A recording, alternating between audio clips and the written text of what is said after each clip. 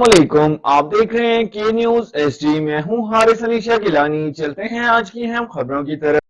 पाकिस्तान की तारीख में पहली और अनोखी नीलामी। पाकिस्तान की तारीख में पहली बार नंबर प्लेट्स की नीलामी। महकमा एक्साइज हुकूमत सिंध ने 40 नंबर प्लेट्स की नीलामी से 67 करोड़ 54 लाख रुपए जमा कर लिए। Premium number 1 10 crore, number 5 crore 30 lakh, number 7 4 crore 60 lakh, number 8 4 crore 10 lakh और नंबर 9 4 करोड़ में नीलाम हुआ।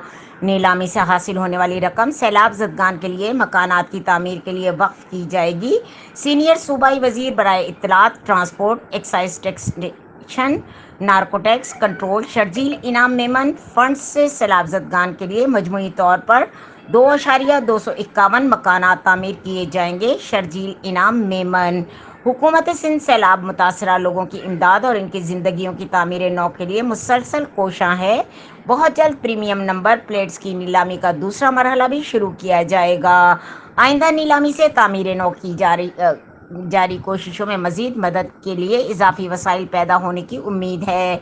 हुकूमत की जामे नुक्ता नज़र ने न सिर्फ नए घरों की तामीर बल्कि ज़रूरी इंफ्रास्ट्रक्चर की बहाली, तिब्बी इमदाद और माशी बहाली भी शामिल है।